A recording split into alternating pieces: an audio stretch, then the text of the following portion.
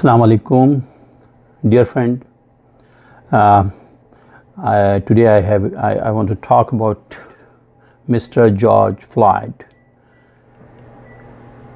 who is black, died in police custody on May 25th in Minneapolis, with video showing Officer Derek Chauvin kneeling on his neck for 8 minutes and 46 seconds. It was horrific. Now and afterwards, the protests spread like fire across America, and banners was showing with this Black Life Matters, I can't breathe, no justice, no peace. And here I want to quote or excerpt from the last sermon of Holy Prophet Muhammad, peace be upon him, in this scenario. A white has no superiority over black, nor a black has any superiority over white except by piety and good deeds. Thus, treat people fairly as per Quran. To the Almighty Allah, all races are equal, and the only thing that makes someone superior to another is his piety, fear of Allah. Here I would like to refer the book 100, a ranking of the most influential persons in the history by Michael Hart, and he ranked number 1 Holy Prophet Muhammad, and the reason which he mentioned that he was also religious like other prophets, but on the other hand he was supremely successful in secular areas like social justice. And now one more thing, that when we recite this the verse of that is the summary of the Quran, it is mentioned that God is compassionate and merciful, but at the same time he is also good. He will do the justice in this world and hereafter also. So we cannot so it's very balanced, whereas we are used to listen any spiritual leader or speakers or yogi, they just talk about the love and compassion, and about justice they don't include that. How come a murderer can be equal one who is murdered? How come a criminal is equal to a victim? How come a raper would be equal one who is raped?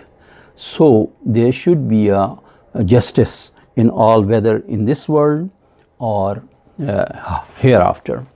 Now I'll come to the next the continuation of the same, that about the protest erupted across United States, and 140 cities affected due to that over racism and brutality of police.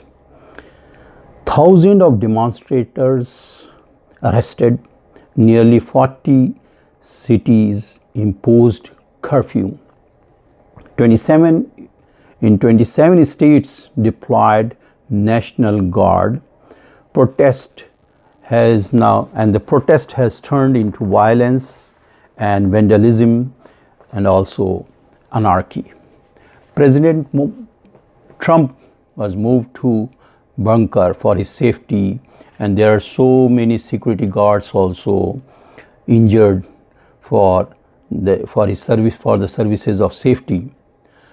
Some, police used tear gas and rubber bullet, pepper spray on protesters outside the White House on Sunday, and the people justifying by the quote of Martin Luther King that a riot is the language of unheard. Anyhow, some good gesture also to be noticed from the police, like NY police, New York police officer and Miami police officers kneel with the protesters. Now this the protest was going on up to the 7th day, and in the evening President Trump addressed the issue that the leaders, state leaders and governors should dominate on protester, and also they are weak. He urged to crack down the violence, otherwise, and he already deployed the military to resolve the matter. At the same time, he wanted to ensure zero tolerance on anarchy, looting and rioting. It's the first time military deployed for the protest in United States. President Trump also and his office blamed for Antifa. Antifa means anti-fascist organization, but he termed it as terrorist organization behind this violence and vandalism. Now, I would like to highlight the comments of Fareed Zakria, well-known journalist, American journalist and political scientist, as well as the host of CNN. Why the nation on edge right now? Number one, specific reforms require in criminal justice system. Number two, police is militarized in 2017 or given more arms, look like invading army. Backlash of pandemic also. For 3 months, 4 million people lost their jobs. It's a very great depression which creates an atmosphere of anxiety, fear, and fear and purposelessness. Number four, there is divide or lack of leadership is noticed to address the issue in an empathic way, which was done before, like Robert Kennedy when during the time of the incidents of Martin Luther King. So the leadership needs to unify rather than divide. Now, the conclusion and recommendation I would like to highlight about this.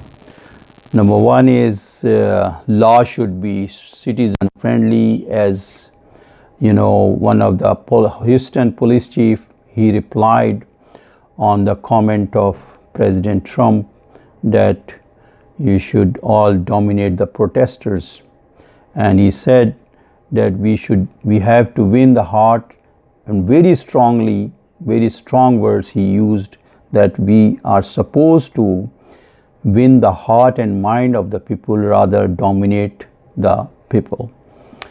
And also he highlighted that it's not Hollywood. Mr. Trump should be constructive in that way. So Number two, police accountability need to be ensured. Majority population can protect the rights of minority by raising the voice if any injustice is done. And awareness in the public and political people about the true democracy is impossible without justice and civil rights. Here I would like to mention article written by Jim Boward. It's very important. Cops kill because we gave them the legal framework to do it.